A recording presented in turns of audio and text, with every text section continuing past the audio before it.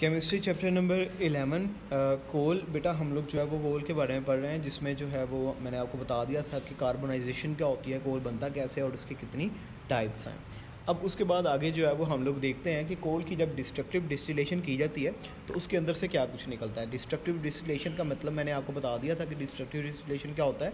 Strong heating of the coal in the absence of the air is called destructive distillation. तो बेटा जब destructive distillation की जाती है ना कोल की, तो उसके अंदर से जो मुख्तलिफ चीज़ें निकलती हैं उनमें एक कोल गैस है, एक अमोनिकल लिक्विड है, कोल टार है और कोक है। तो ये पीने वाली कोक नहीं है, ये चीज़ याद रखिएगा। तो ये चार चीज़ें जो है ना बेटा वो निकलती हैं from the destructive distillation of the coal, by the destructive distillation of the coal. तो पहले आप देखते हैं जी इन चारों चीज़ों को कहाँ कहाँ पे यूज़ किया जाता है और इनके अंदर फिर क्या कुछ होता है। तो लें जी कोल गैस में उसने बताया बेटा coal gas is a mixture of hydrogen, methane and carbon monoxide. It produces heat when burned in air. हवा की मौजूदगी में जब इसको जलाया जाता है तो ये हीट की प्रोडक्शन करता है। Therefore it is mainly use as a fuel in industries. It is also use to provide an inert और reducing atmosphere in the various metallurgical processes. बेटा मेटालर्जिकल प्रोसेसेस ऐसे प्रोसेसेस होते हैं कि जिनके अंदर हम लोग ज़मीन से निकलने वाले जो ज़मीन के नीचे से जो हमारे पास मुख्तलिफ चीज़ों का मिक्सचर निकलता है, मुख्तलिफ मेटल्स का मिक्सचर निकलता है, उनके अंदर से मेटल्स को अलग करते हैं ना, उस प्रोसेस को मेटालर्जिकल प्रोसेस कहते हैं। तो वहाँ पे रिड्यूसिंग एटमॉस्फेयर प्रोवाइड मतलब ऐसा एटमॉस्फेयर प्रोवाइड करता है कि जहाँ पे हम लोग चीज़ों की रिडक्शन करवा सकें, चीज़ों के अंदर हाइड्रोजन को ऐड करवा सकें, चीज़ों के अंदर से ऑक्सीजन को निकाल सकें। ठीक है, ऐसा इन्वायरमेंट वहाँ पे प्रोड्यूस करवाने के लिए हम लोग कोल गैस को इस्तेमाल करवाते हैं। The next one is the ammoniacal liquid. Ammoniacal liquid is the solution of the ammonia gas in water. Water के अंदर अमोनिया गैस का ये एक सोल्यूशन है जिसको अमोनिकल लिक्विड कहते हैं। It is use to prepare the nitrogenous fertiliser. ये नाइट्रोजीनियस फर्टिलाइजर बनाने के लिए इस्तेमाल होता है।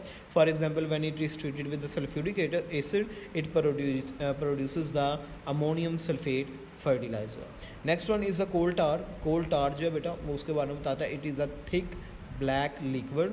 It is a mixture of more than 200 different organic compound. इसके अंदर भी 200 मुख्तलिफ ऑर्गेनिक कंपाउंड्स हैं जिनको अलग किया जाता है बाय द फ्रैक्शनल डिस्टिलेशन। बेटा फ्रैक्शनल डिस्टिलेशन जहाँ वर्ड आ जाए याद रखना है कि ये फ्रैक्शनल डिस्टिलेशन और डिस्ट्रक्टिव डिस्टिलेशन दोनों प्रोसेसेस सेम है, ठीक है, लेकिन फ्रैक्शनल डिस्टिलेशन जो है वो लिक्विड के लिए की जाती है, जबकि डिस्ट्रक्टिव डिस्टिलेशन जो है वो सॉलिड के लिए की जाती है। Some of the important aromatic compounds are benzene, phenol, toluene, aniline etcetera. ये सारे के सारे कोल टार के अंदर से निकाले जाते हैं। These chemical are used inside drugs, dyes, explosives, paints, varnishes, plastic, synthetic fibre and pesticides. ये सारी चीज़ें बनाने के लिए फिर इन केमिकल्स को हम लोग यूज़ करवाते हैं। ठीक है, अब ये सारी चीज़ें जब निकाल ली जाती हैं बेटा तो ब्लैक कलर का रेजिड्यू जो है ना वो कोल का बच जाता है। इसको पिच का नाम दिया जाता है और इसको यूज़ किया जाता है जी रोड्स के ऊपर या फिर छतों वगैरह के ऊपर। जब हम लोग लेंटर वगैरह डालते हैं तो उसके ऊपर यूज़ किया जाता है।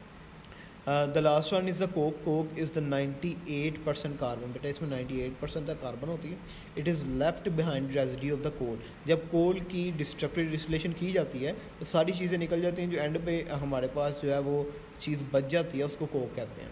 When coal is subjected to the destructive distillation, it loses all its volatile components। volatile मतलब जो खुद ब खुद गैस में कन्वर्ट हो जाए। टेम्परेचर दे रहे हैं बेटा हम लोग डिस्ट्रक्टिव डिस्टिलेशन में, जो हमारा कोल है उसको टेम्परेचर प्रोवाइड कर रहे हैं, उसके अंदर से चीज़ें बॉयल होकर निकलती जा रही हैं। जिसका बॉइलिंग पॉइंट आता जा रहा है वो बॉयल होकर निकलता जा रहा है। जो चीज़ नीचे बचती है बेटा उसको कोक कहते हैं। It is mainly use as a reducing agent in the extraction of the metal especially iron. ठीक है, वही मेटालर्जिकल प्रोसेसेस यही होते हैं। It is also use as a fuel. और बेटा ये एक फ्यूल के तौर पर भी इस्तेमाल होता है। नहीं जी, यहाँ पे हमारा जो कोल का टॉपिक है वो कंप्लीट हो गया। अब अच्छी तरह से ये शॉर्ट क्वेश्चंस में आपने याद रखना है। अगर आपको जो है वो लॉन्ग में आता है तो वो सारे शॉर्ट मिलके जो है वो लॉन्ग क्वेश्चन बन जाएगा।